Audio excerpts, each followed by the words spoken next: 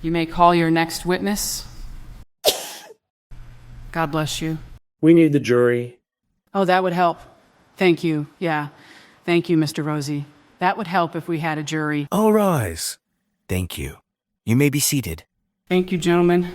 Miss Steiner, you may call your next witness. The state would call Breann Wilber.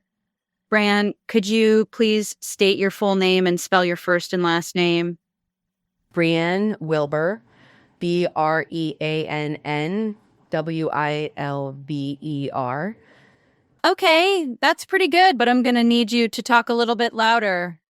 Okay? Okay. In 2017, were you a student at Delphi High School? Yes. And do you remember what grade you were in or how old you were? I would have been 16 and 10th grade.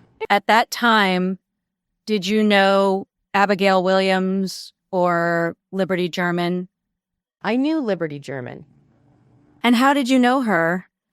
I knew her through Kelsey German. And what was your association with Kelsey? She was one of my best friends. Okay. And did you use social media back in 2017? I did. Do you remember what your primary social media application was? I used Snapchat. And how would you use Snapchat? You would go on it and take pictures of yourself or what you were doing, and then you can send it to friends or post it to a story for everyone to see that you're friends with. Did you have Abigail or Liberty in your Snapchat friend list? Libby was a friend. And on Monday, February 13th, 2017, do you recall that was a day you did not have school? Correct. And did you go to the Monon High Bridge Trail that day? I did. Was that a place that you visited often? It was. And would you go alone or with friends or both? I would typically go with friends, never alone. Was it within walking distance of your home? It was. And is that how you would get there? Yes. Did you go there on February 13th, 2017 with friends or alone? With friends. And who did you go with? I went with Rayleigh and Anna. And tell us about the events leading up to you and Rayleigh going to the High Bridge. I was at my house. She came over because we lived in close proximity. And then we both agreed that we were going to go take some pictures on her camera. And then we walked over. Were you a person that would cross the High Bridge? No. Would you go out on the bridge at all? Maybe 1 or 2 steps. Okay, and we have a large map here. And can you show us how you would have taken that path from town? Do you want me to get up and... Yep, you can step down. You need to stand to the side so that the jury can see what you were. Sorry. Thank you. My house was over on the other side, right where that gravel patch is. And then we walked up that way and then, over Freedom Bridge and then go down the trail to get to High Bridge. So you're following this path in the middle of the Correct. map. When you went to the High Bridge that day, do you remember seeing any other people? There were a few people, not at the High Bridge, but as we were walking the path, we saw some people. When you got to the High Bridge, what did you do? We took some pictures, and then we just chit-chatted. We didn't do anything crazy. We didn't cross the bridge, just took pictures. Did you post anything on your Snapchat to indicate that you were at the High Bridge? I did. And did you do that using your Snapchat application? I did. And then after you're at the High Bridge, what did you do? After we were at the High Bridge, we were getting ready to leave and went the same path back. And did you see any people on your way back? We saw a few people, yeah. Okay, and did you take any pictures on your way back? We did. Was there one in particular that would have been your last photo on your way home? Leading. Could she finish the question? Was there a last photo you took before you left the trail? Overruled. You can answer. Yeah. And you provided those photos to law enforcement, did you not? I did. And you provided them with a timestamp from your Snapchat app, did you not? I did. May I approach the witness, Judge? You may. Miss Wilber, I'm going to show you what's marked as States Exhibit 211. Take a look at it. There's 4 pages. Do you recognize those? I do. And do they accurately represent photographs from your Snapchat application along with the timestamp data from your phone? They do. State would move to admit Exhibit 11, 211, and publish it to the jury. No objection. All right. Without objection, 211 is admitted, and you may publish. Miss Wilber, would having the pictures assist you in testifying about the photographs, when they were taken, and what the corresponding Snapchat data tells us? Would it help you to see the pictures? Yeah, thank you. So on the first page, describe your photo and tell us when you took that photo.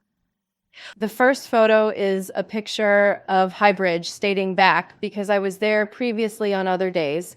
The picture was taken at 12:43 on February 13th, 2017.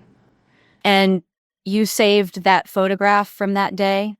Yes. And then the third page, which is your second photo, can you describe that photo and when it was taken based on your testimony as to your time on the High Bridge Trail?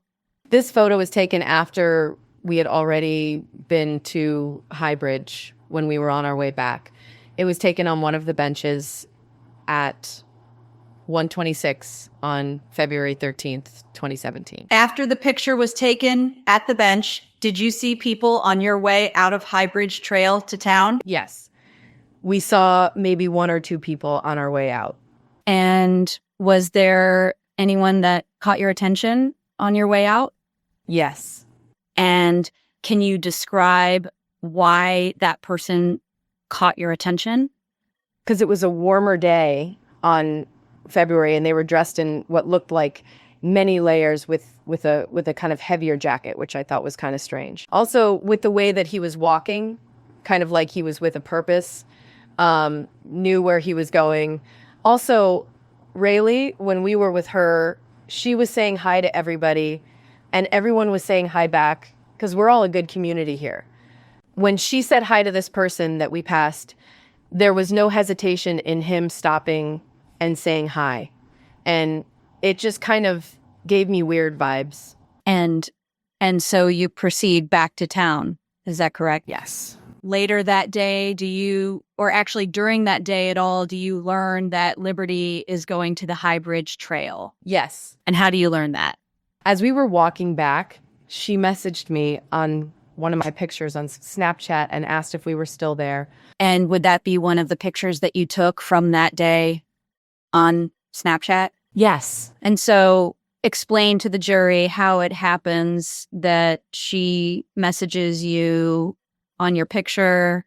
If someone is looking at your story, when they click on it, the picture pops up and you are able to slide up and then type something related to the picture and it will send to whoever posted the picture.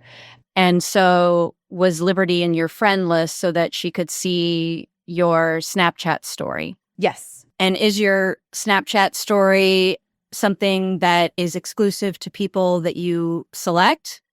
Yes.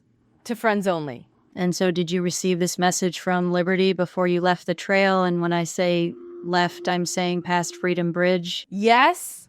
We were still on the trail when she messaged me. Okay. And when you responded, what did you say? I told her no, that we had just left maybe 10 minutes ago. And so when you were saying 10 minutes ago, are you referring specifically to High Bridge or just the trail in general? To High Bridge. Okay. Later that day, did you learn that Abigail and Liberty were missing? Yes. And do you remember how you learned that? Yes.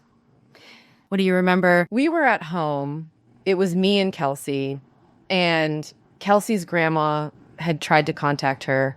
And that is how we found out. Okay. And at some point then, are you asked to talk to the police because you had been on the High Bridge Trail that day? Later that evening, yes.